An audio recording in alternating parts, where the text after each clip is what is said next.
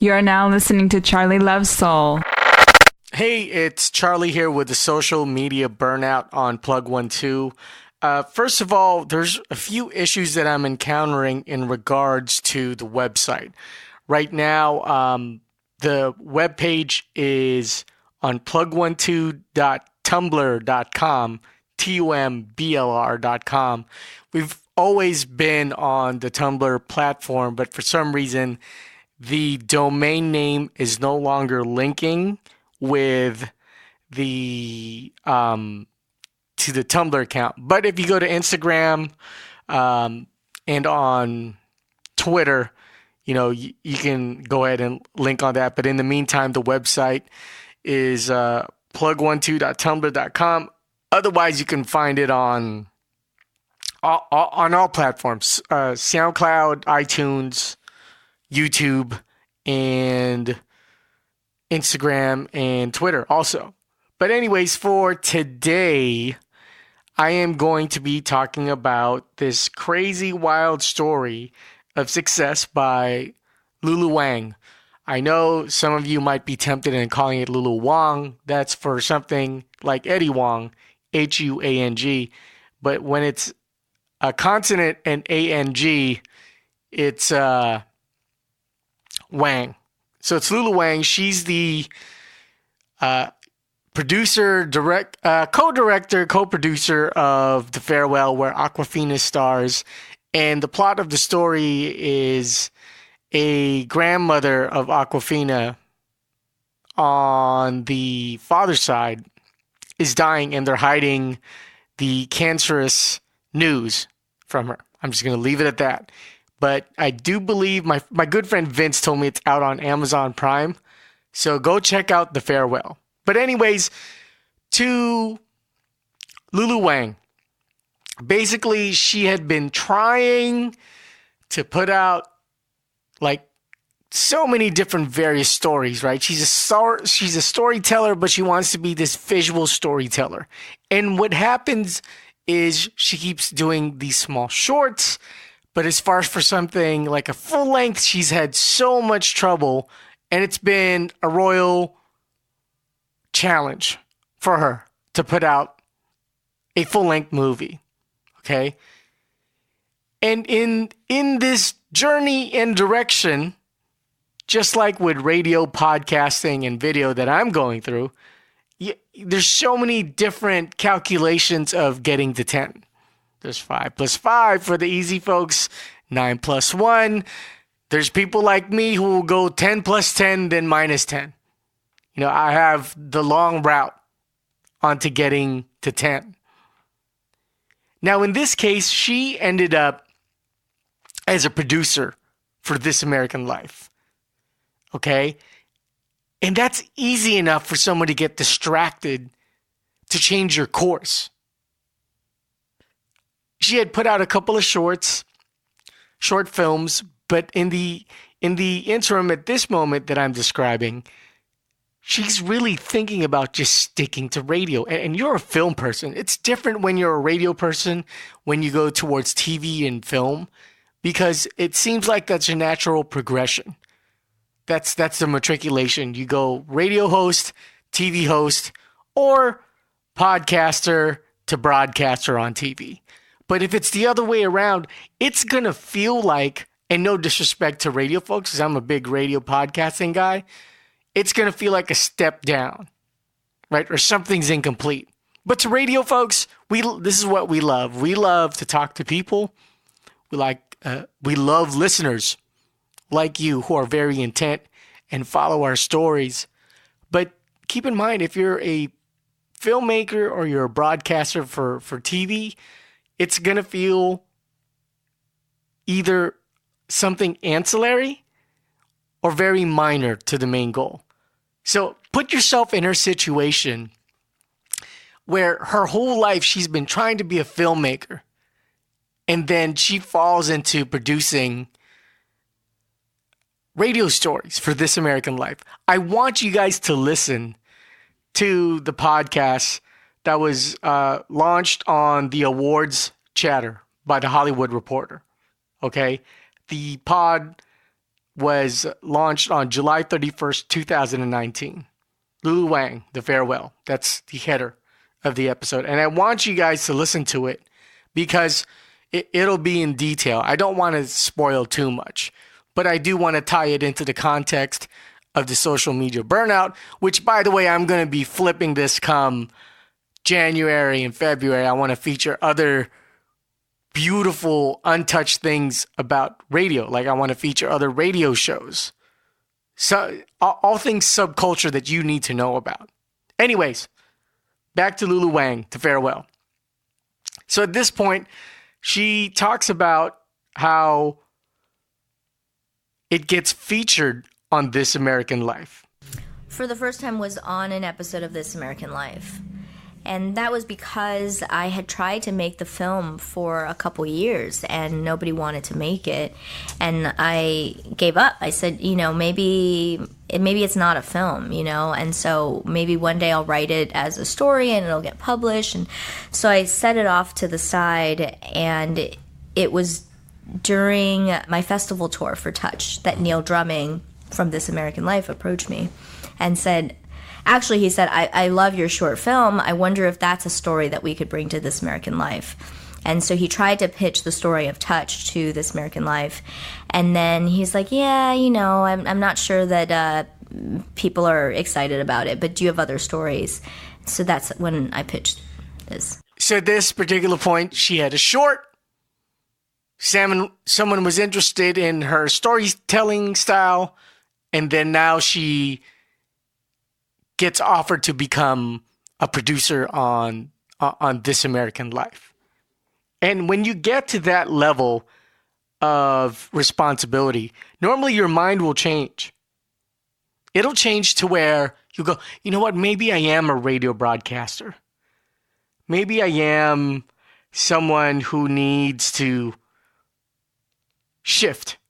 And that becomes somewhat dangerous because if you think you're a filmmaker and then you go to radio, I mean, I'm not putting down people who are into radio, but please, this may not be optimal for the life, but maybe for the career, for the interim, while you're trying to float, it works. But here's where she talks about almost quitting the industry. Yeah, I mean, after the film premiered at Sundance, my manager said to me, remember when you almost quit filmmaking to go work for This American Life? To go into public radio? Is it just you'd love the experience? I love the experience. And it was a very emotional experience because I was so deep in the process. I wasn't thinking about where's this going to lead me and what's the ultimate goal here. It was just such a pure storytelling experience.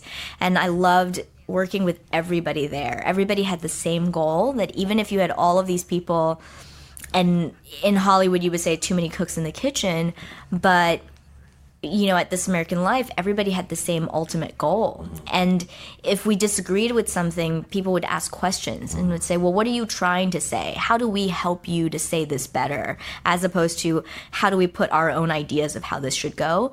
Because it's a journalistic show. It's fact-based. They can't, right? They can't go, let's change this and tell it from this perspective. Like, you're the only person who has the authority, and they know that. And so if it's not working, all they can do is try to get you to dig deeper, interview more people, and try to get at the truth of it. And that, to me, we're both working in radio and podcasting, when everyone is at unison, where everyone is throwing down pre-production, during the production, and post-production, and it's about the goal, it's about the storytelling, it's about the message, I would have probably settled if I was Lulu Wang. It's one of those situations where, you know what? I'm just flowing. It's a dynamo. Everyone's about the project. It's not about their personal goal. No one's being narcissistic here, because the end goal, we're trying to take care of the listener. In that case, that's, for someone like me, I would have stayed. Why even think about video? Like she said, she was so encompassed in the evolution of a project and the progression of the project. You can get distracted and you're done. That's it. I don't say that in a bad way, but for Lulu Wang's case, you're done. That's it. I'm going to be an audio producer. Okay? I'm going to be an audio producer. And here's more audio on how This American Life can steer someone on a different road. And she's going to talk a little bit more in detail about that. And so coming from that investigative place and a place of curiosity was just so satisfying and beautiful and pure. And, you know, the night that it aired, I started crying at the restaurant that I was with my friend. And we've been going to this sushi restaurant in East Village since college. And so we went there to celebrate, and he's like, "Why are you crying?" And I said, "Because I think I picked the wrong industry. I've been so one-track mind with being a filmmaker and being in this industry and trying to like reach some goal that I've in a way forgotten the root of why I wanted to be a storyteller in the first place. And also like this industry doesn't have space for someone like me. I'm never going to get to tell those stories. I'm always going to have to compromise. And I just think right now more than ever, it's important for us to tell things that are pure and have the right values behind them. That's a critical part where she thought she was done. And it's incredible how it led to her finally producing the movie.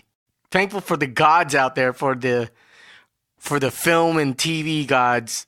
She manages to open up an opportunity, or someone sees the opportunity, I should say. Probably the more proper thing. And this is how her producing for This American Life, and then she ended up creating this beautiful, almost 27-minute pod on her story about her grandma. How she had cancer, it was terminal, and the whole family was hiding it from her. I don't want to give so much details because I want you guys to watch the movie, and I also want you guys to listen to the pod. But here's a little bit on how it led to the farewell. 24 to 48 hours after the episode first aired is when I started getting phone calls and emails. And Chris Weitz came on, I think, the week that the show aired. We had lunch right away, and I said, sure, let's do it. And then Big Beach came on the week after to finance. And I was also able to, you know, just give people a sense of the tone. While I was casting, while we were bringing on other partners, we would send the script, and attached with it was a link to the episode. And I think that was really, really important, that people hear the story. It's a fully made product, right? And there's music, and it's beautifully produced by Neil. And instead of trying to assess a script and how is it gonna be presented, they can actually just listen to it and feel something. And there it is. She was already content in the audio version of the story. But it's great. It's great how it led to the farewell. And the next thing is, you know, I'll share a little tidbit and I'll close out the show. It's her obstacle of putting together the farewell. You know, a lot of people think it's just, oh, it got picked up easy, 1, 2, 3, but that's not the case. Here's a little bit of now the financing and the creative direction of the farewell. Even after This American Life, I met with some producers who were like, oh my gosh, we love this story, we love the episode, but here's how we should change it. And so I really wanted to work with the people that said, we love this, now how do we translate this for the screen? How do we translate it, and not how do we change it to Hollywoodize it to make it quote unquote more accessible? Because you go, you know, it's very accessible. 4 million people heard it within the first like week and a half or something, right? So for me, that was really the challenge, was how do we translate this tone to screen, and how do we make it more visual without making it broader, without feeling the need to make it quote unquote more accessible. That's a great story. It's a great pod. You can actually look up anything on iTunes. If you type The Farewell, you'll probably see a lot of Aquafina, Nora Lum, the main actress. But let's give some shine to Lulu Wang because she has a really good story. You know, I always talk about like people who come from poverty and they make it. Well, this is a case probably closer towards you who listen to me.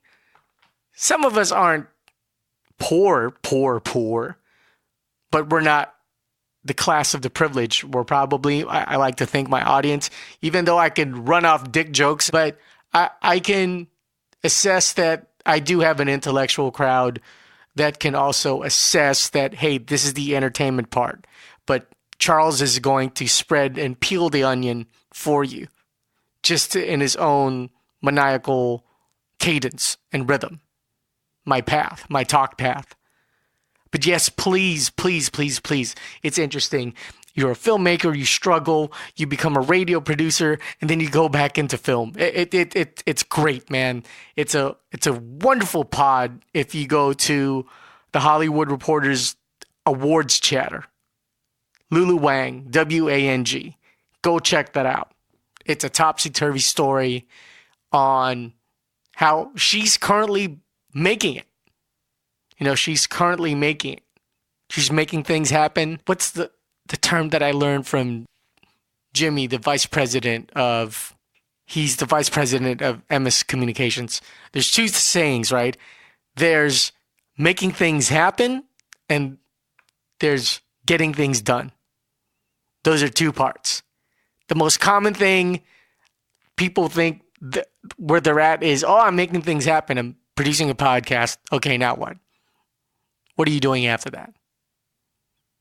You recorded the podcast. How do you get things done? Do you market it? Do you promote it? What else are you doing?